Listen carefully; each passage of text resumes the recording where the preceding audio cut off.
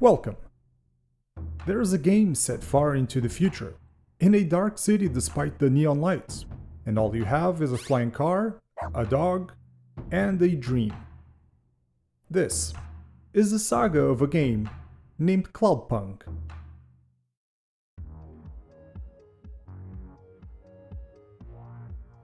Let me start with a disclaimer. Growing up, I was a huge fan of G-Police, Bee-Hunter, and The Fifth Element's New York Race. All of these games where you fly in a car in a futuristic megacity, usually dominated by greedy ultra-corporations and criminal empires. So while I'm not a fan of voxel-made games, I do love the cyber dystopia aesthetics. Now, let's begin. Rania is the name and driving is her game. Forced to leave her life behind due to crippling debt, she moves to the city of Navalis to take up a job as a delivery driver for a company named Cloudpunk. Yet, the more this control guy talks, the more I get the feeling they're not what they seem. Or maybe it's the city itself that feels too dark for this to be a normal job. Well, I'm asked to drive to HQ to collect a package for my first gig. I get there, park the car, and in similar games the cargo gets magically loaded on, but suddenly Rania pops out, letting me walk around and do the pickup. Now, that's a good way to stand out from the rest. So, welcome to Cloudpunk. Alright, driving is third person only, but I can walk using a side-scroller cam, which is interesting, or zoom in for a third or first person camera too. I do like these features, but back to the job. After grabbing the mystery box, Control tells me to go to the Marrow, a really shady part of the city. This is also when I confirm my suspicions and learn Cloudpunk is a no questions asked kind of service.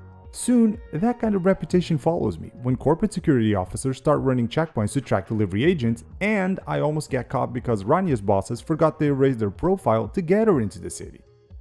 But Cloudpunk's fame goes beyond law enforcement, as even the city's less reputable merchants will raise an eyebrow when they learn who I'm delivering for. And they're the ones dealing in risky products of illegal origins. And who are we delivering these forbidden goods to? As expected, to the rich and corrupt of Navalis, who require their unsavory needs to be catered for, whatever means necessary, no matter the price, and full discretion guaranteed. Of course, this city isn't only made of scum. There are many trying to get by, minding their business, or making their own luck. Several bystanders around the city will add context and background to the game when spoken to. Usually, the dialogue aims for satire, but it can turn dark really fast, showing there's all types of individuals living in this vast and cloudy megalopolis. I met a bunch of wannabe celebrities, estranged lovers, very confused engineers, people waiting on a second chance, mechanics, sex workers, androids, street peddlers, beggars, hackers, racers, corporate slaves. Honestly, the list goes on. Most make a single appearance, but some will keep showing up around the map as their own story unravels. The voice acting can sometimes sound strange, like the character got hit by a sudden mood swing between remarks, but a lot of it is still pretty good and helps understanding how the longer someone lives in the city, the more it will change them. Yet, out of all the characters in Navalis, my favorite is our very own AI sidekick, Camus, the dog. Well, not really a dog, but still a good friend from the life left behind in the Eastern Peninsula, with a perspective on the city's complicated routines that seems a little bit limited. Might be because he had to be uploaded as an onboard assistant, but the processing tech on the car is ancient. Maybe it wasn't the best idea, also considering the upload of a custom AI is really expensive and ends up being one of the main reasons I'm stuck on this job. But even so, the constantly naive approach to everything leads up to some of the best dialogues in the game, and it feels refreshing in the middle of all the cold and cruelty in the city, making this dog, now a dog car, the best sidekick there is. And as a sidekick, Camus's main job is to watch over Rania. Soon enough, Control will call in with some morally ambiguous requests, and he'll be the first one to point out something is off. This is also where the game allows for a choice on how to close the mission. You can either comply no matter how wrong it feels, or choose to do things your way and keep a clean conscience, maybe even turning a profit. Of course, actions have consequences, and if I blindly accept to deliver a package that I can hear ticking coming from the inside, I might turn up as an accomplice to a bombing.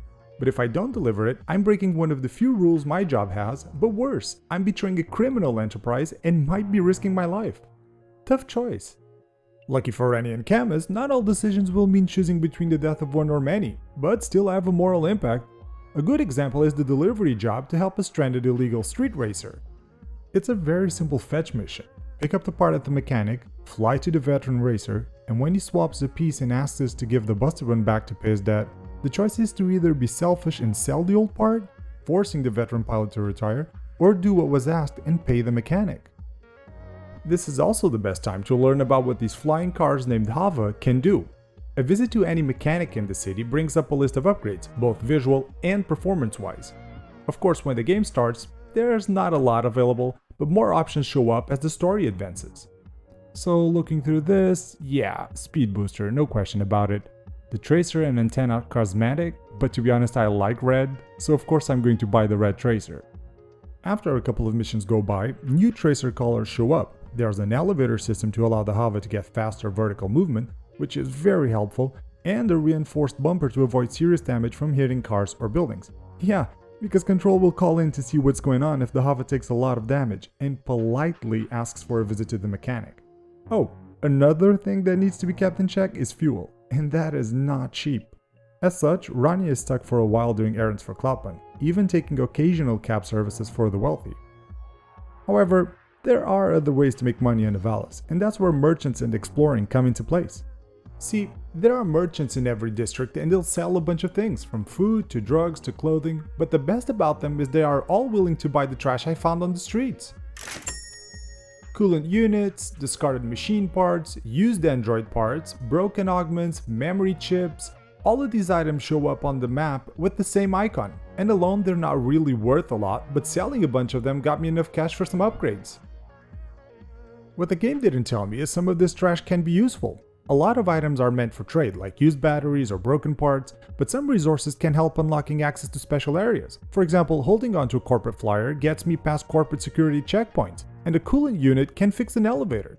Then, there are items like these punch cards found all over the city that are meant for side missions. For example, these cards contain the memories of my neighbor, a former surgeon android who had her memory wiped around the time her best friend, who just so happened to be the person who encoded these memories, died in a freak accident. What are the odds? Another scavenger mission got me searching for cassettes and discs with old video games so I could sell them to a collector who believes these are relics with insight into the past, meaning our modern days. Just imagine someone decades from now believing a theory on how Sonic and Pac-Man symbolized the decline of man and nature. Well, anyway, Rania is trying to build a new life in Avalis, starting with a new home. It's not very big, and as an added bonus, Camus lets me know there are several families of rats and spiders sharing our accommodations. Cozy, definitely. However, with enough money I can turn the place around. Well, not so much to get rid of insects and rodents, but enough to make this feel like home by buying upgrades just like with the Hava, but instead of engine pieces, it's small appliances and furniture. A lamp here, a fridge there, all those futuristic deluxe goods. And if there's still some cash left, then why not go out and buy a cup of coffee that the locals say tastes like Ava engine oil? Yeah, maybe I should go to the noodle stand, if those are noodles. I think I'll just treat Rania to some sunglasses or shoes. After what she's been through, she deserves it. So what's there to say about Cloudpunk?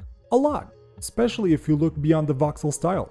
The more I played, the more I found things to like. The music and sounds create an environment that is almost as fitting as the saturated neon lights and the holographic advertising everywhere. The story and the lore mix really well together, and the game enjoys leaving only a breadcrumb trail to follow and connect the dots. It's an adventure game disguised as a driving game, so the gameplay feels easy to get into and is clearly aimed at exploring and interacting, with no pressure to follow objectives. Though, to be honest, that is the game's biggest flaw. Such an intense city, filled with so much danger, only to have Rania going around collecting punch cards in dark alleys like she's picking flowers. A little more action would have made this game a legend, but even so, the adventures of Rania and Camus are still pretty great.